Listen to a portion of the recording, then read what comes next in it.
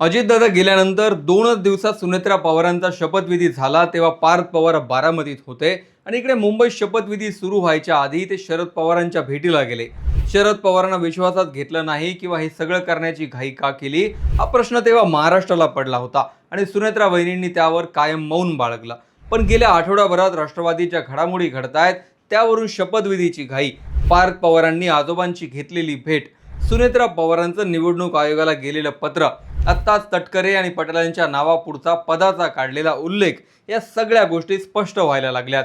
ज्या पार्थ पवारांना मावळच्या पराभवानंतर राजकारणातला अपयशी वारसदार म्हणून हिणवलं जात होतं, त्याच पार्थ पवारांनी वडील गेल्यानंतर ज्या पद्धतीने निर्णयांचा धडाका लावलाय आणि पक्षातल्या वरिष्ठांनाही बाजूला करणं सुरू केलंय ते पाहता बारामतीतल्या या बैठकांचा संदर्भ आता लावला जातोय. सुनेत्रा पवारांनी जरी सांगितलं असलं की तटकरे आणि पटेलांच्या नावापुढे पद नसणं ही लिहिण्यातली चूक होती आणि पार्थ पवार यांनीही या सगळ्या शक्यता फेटाळल्या असल्या तरी राष्ट्रवादीवरती कमांड आता फक्त पवारांचीच असेल आणि पुढचे पवार हे फक्त पार्थ पवार असतील हे कसं लिहिलं जात आहे.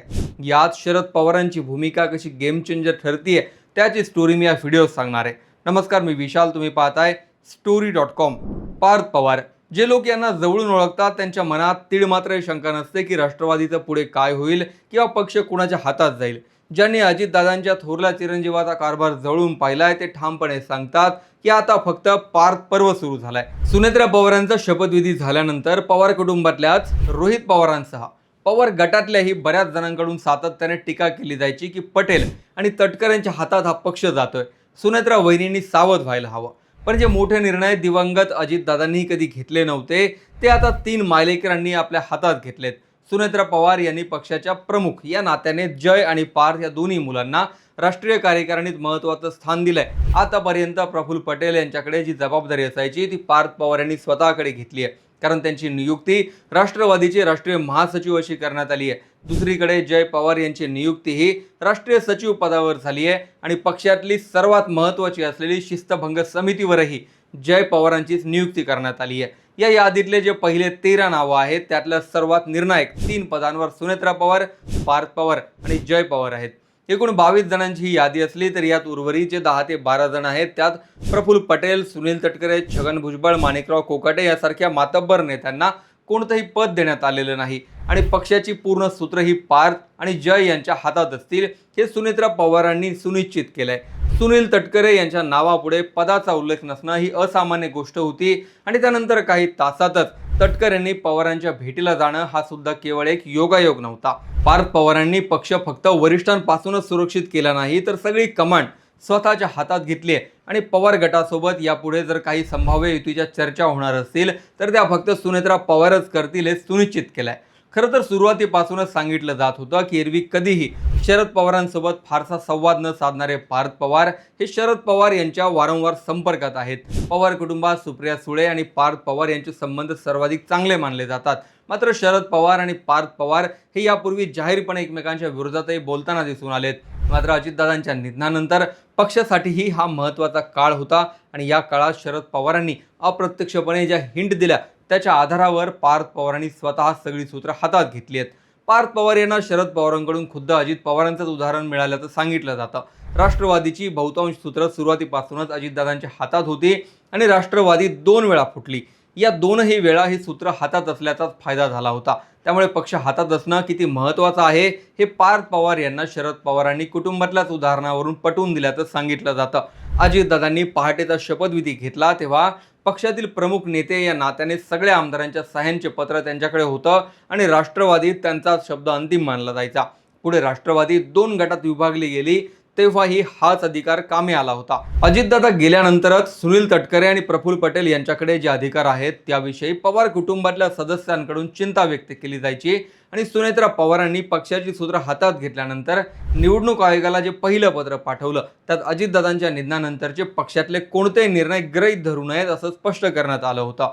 त्यानंतर जे निर्णय होत गेले ते सुनेत्रा पवार यांनी स्वतः घेतले आणि आता जी राष्ट्रीय कार्यकारिणी नियुक्त करण्यात आली आहे त्यातून तटकरे आणि पटेल यांना पूर्णपणेच बाहेरचा रस्ता दाखवण्यात आलाय. यादीत जरी या वरिष्ठ नेत्यांचं नाव असलं तरी ते नाममात्र आहेत आणि त्याला काही अर्थ नाही. वाद झाल्यानंतर स्पष्ट करण्यात आलं की या दोघांच्या नावासमोर पद टाकणं नजर चुकीने राहून गेलंय. पण नाव आणि पद पुन्हा टाकलं जाईल यावर मात्र कोणतेच स्पष्टीकरण मिळालं नाही. त्यामुळे हे नजर चुकीने नव्हतं, तर सूत्र सगळी कुटुंबाच्या हातात राहतील हे पक्षातल्या सगळ्या वरिष्ठ नेत्यांना सुचवण्यासाठी होतं असं मानलं जातं. या घटनेनंतर सुनील तटकरे लगेच शरद पवारांच्या भेटीला गेले होते आणि त्यांनीही हा संकेत दिलाय की आम्हाला जर डावलं जात असेल तर आम्हीही ते फक्त पाहत राहणार नाही. या पुढचा टप्पा असा मानला जातो की तटकरे आणि पटेल पक्षात अस्वस्थ आहेत हे चित्र दाखवून त्यांच्या बाहेर पडण्याचा हे नरेटिव्ह तयार होईल. रोहित पवारांनी नुकतंच एक वक्तव्य केलं की राष्ट्रवादीतला 22 आमदारांचा एक गट फुटून तटकरे आणि प्रफुल्ल पटेलांच्या नेतृत्वात भाजपात जाणार आहे. दुसरा गट आमच्याकडे म्हणजे पवार गटात येण्यासाठी उत्सुक असून त्यांचं आम्ही स्वागत करतो असंही रोहित पवार म्हणालेत.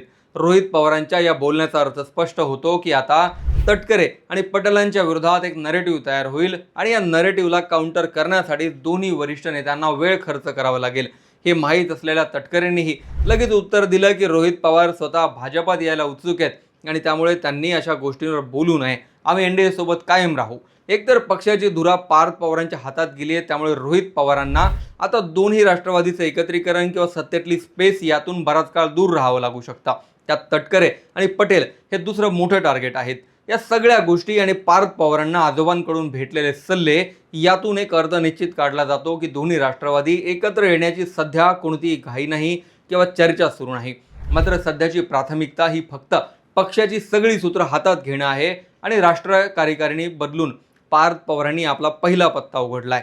पुढच्या टप्प्यात मंत्रिमंडळात फेरबदल, पवार कुटुंबाशी एकनिष्ठ असलेल्या आमदारांना मंत्रिमंडळात संधी आणि तटकरे पटेलांच्या गटातल्या आमदारांना मंत्रिमंडळातून डच्चू, या बऱ्याच गोष्टी राष्ट्रीय स्तरावरच्या सगळ्या घडामोडी आटोपल्यानंतर राज्यात दिसणार आहेत. 90च्या दशकात काँग्रेसमधील वेगवेगळ्या गटांनी बाहेर पडणं असो किंवा अलीकडच्या काळातील शिवसेनेतली फूट किंवा खुद्द राष्ट्रवादीतली फूट, हे त्याच नेत्याला करता आलं ज्याच्याकडे पक्षाची सूत्र आणि अधिकार आहेत. राष्ट्रवादीला याच्या संभाव्य धोक्यापासून वाचवण्यासाठी सुनेत्रा पवारांनी पुढाकार घेतलाय आणि हे त्या अजितदादांकडून शिकल्यात. तर पार्थ पवार हे स्वतः पक्षातल्या कोणत्याही वरिष्ठ नेत्याला आदेश देताना दिसत आहेत आणि आता पार्थ पवारांचाच आदेश पक्षात चालेल असं या पक्षातले नेते खाजगीत सांगतात. शिवाय हे राजकारण आहे. राजकारण हा शक्यतांचा खेळ असतो आणि आपण सार्वजनिक जीवनातही नेहमी म्हणतो की विश्वास कुणावरही ठेवू नये आणि तो राजकारणात तर नाहीच नाही. त्यामुळेच राष्ट्रवादीतल्या या सगळ्या घडामोडी येत्या काळातली बरीच समीकरणं दाखवणाऱ्या आहेत. यावर तुमचं मत जरूर लिहा.